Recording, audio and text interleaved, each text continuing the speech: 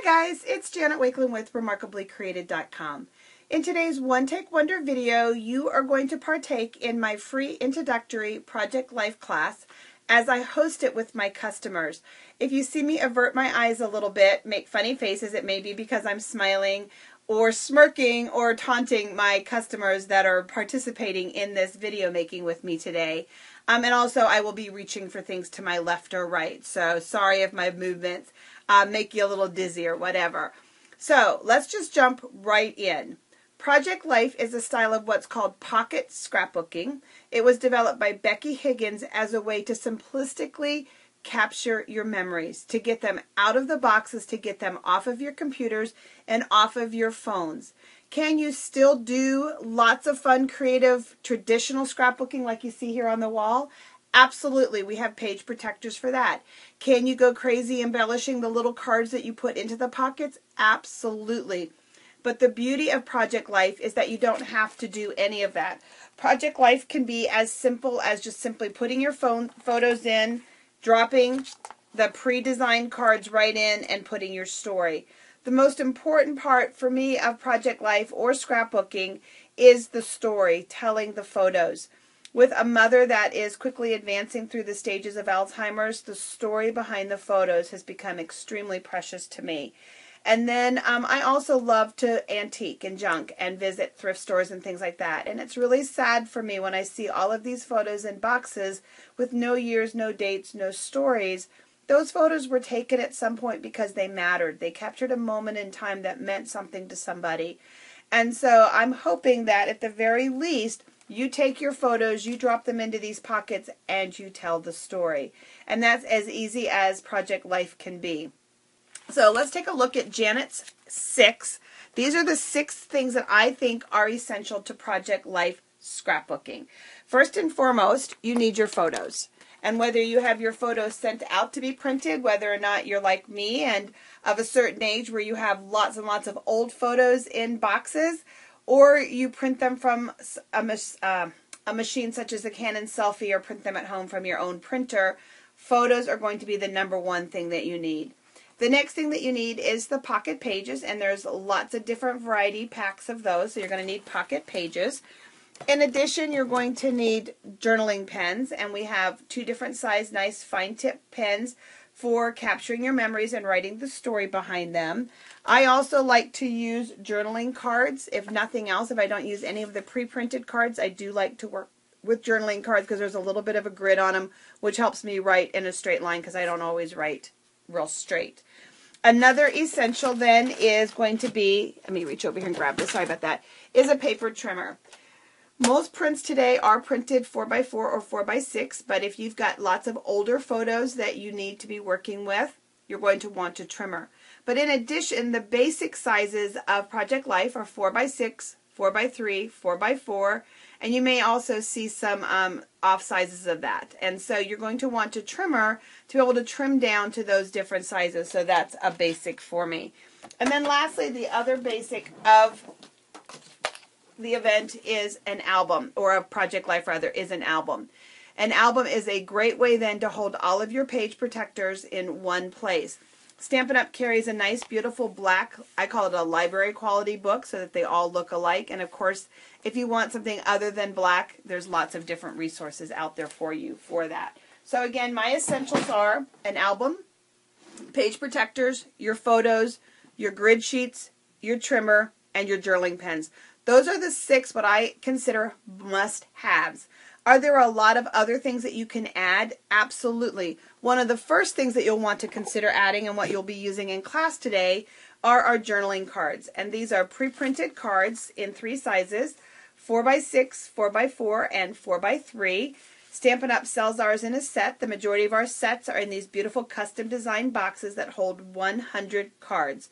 The cards are different front and back. And again, you can use them at the size they are, or you can trim them down. We also have a couple smaller packs like we did over Christmas, our Hello December, and then some free cards that you can get during celebration. But after the 6 investing in the first initial 6 items, this is the next step that you'll want to go.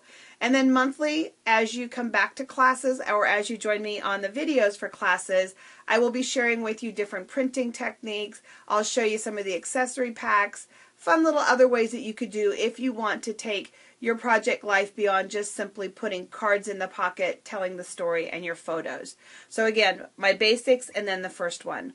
Now with Project Life, one of the things that I want to reiterate is there are no rules. And that's one of the hardest things I think with teaching people to scrapbook is that there are no rules.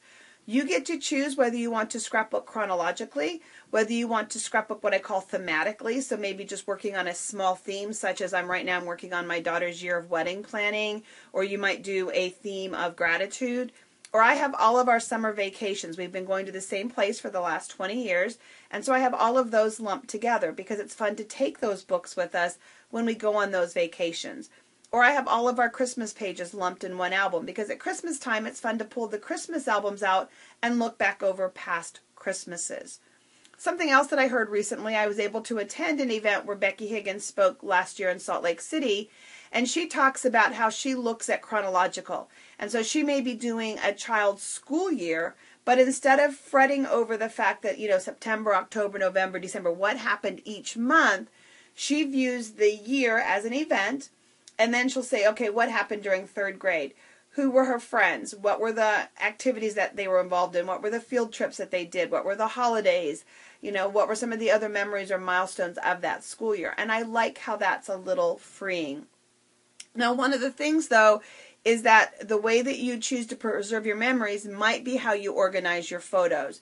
So if you want to work chronologically, literally, month by month, day by day in a chronological order, that's how you would want your photos to be. For me, I've got my Christmas photos together, our Chincoteague vacation photos together. I have a box of duplicates and things like that. But I don't want you to get lost in spending all this time organizing your photos. That's where so many people never get around to putting their photos on scrapbook pages, in pocket pages, or anything like that, because they feel like their photos are never in order. I encourage you to just grab some photos like I invited you to do today, and hopefully all of you have your 8 to 20 photos that I asked you to bring to class, and you're going to see how just grabbing some photos, putting them in, and having that finished page gives you a sense of accomplishment and how it can go. But I am going to use my album to show you just maybe 1 or 2 little tips to help you, and then we'll review the trimmer. So one of the things that I found is that when I was doing traditional scrapbooking, like the pages again behind me on the wall, and let me make sure I get this going the right direction, sorry about that. One of the things that I found is that I would do something called 2-page spreads, where the left and the right page matched each other and told the story. What I'm finding with Project Life is instead of doing left to right, I like to do front and back. So if I've got enough photos to tell the entire story on the front and back side, I'll make sure that, like here you can see with this winter storm last year, here's the front part of that winter storm, and then here's the back part, and then I can move on. What that does is it allows me to more easily slip pages in between. I don't have to worry about, oh my gosh, now I'm out of order, trying to make things fit, whatever it is. For me, when I can fill a page completely front and back, that makes it much easier for me. And then just to give you a little idea, these are just some pages that we stepped up, and you don't have to go that way, but that's what we'll be doing in the upcoming months if that's something that interested you. Here's a very simplistic page. It looks really easy, but we just added words right with an app, and again, those different apps will be part of our upcoming classes. But here's an example. This is the page that I did where I learned why I really want to do front and back. So here's the first page of the story. It actually is a 2-page part, but here now you can see I wasn't paying attention to my pages. And so now I've got this back side, and I've got to try and move all of these over to here. Had I done the story front to back, I'd be ready to do some more winter storms or things like that. These are the journaling cards. Sometimes you don't have enough photos to fill every one of the pockets, and that's where these little journaling cards will come in. You can also simply just cut a piece of cardstock or a piece of what's called designer paper or printed paper to fill those slots. But here you can see Greg's first day of school, and then we just filled in the spaces with what we didn't have with the cards. Here's what I was talking about why you're going to want your trimmer. Again, I'm of a certain age where my photos from the printer weren't printed 4x6. A lot of mine were printed a lot smaller. And so I was just able to back them on those journaling cards and cardstock. And this kind of cut to make things work for me. Here's another example where I didn't have enough pictures to tell the story. And I just filled in with the journaling cards and kind of dressed it up just a little bit. But each page for me is dedicated to a theme, a story, or a moment, or something like that. So just some other things. Another great example, here's an old Halloween, and I wanted to keep that together. And so I just, again, filled it in with the journaling pieces. So today what you're going to be doing, you can use this for inspiration. We're going to be trimming your photos down. At your place, what you're going to find is 2 page protectors, 2 different sizes, with Stampin' Up's page protectors. If you'll look down in the lower left-hand corner, you'll see silver metallic numbers, 01 through 06. If you have that facing you with the 01 or the 02, whatever number it is down on the left-hand corner, that's how it goes into your book, and then you'll know that you have the top of the page at the top.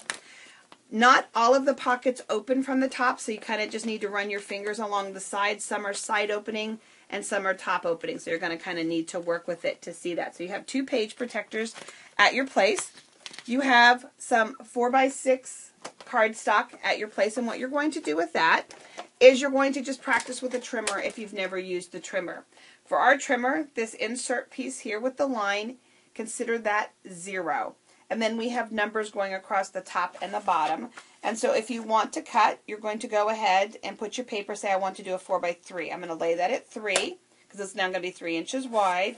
And I'll cut, and now it's 3 inches wide. And then if I want it to be 4 inches long, I'll go down here to 4 inches, and I'll cut.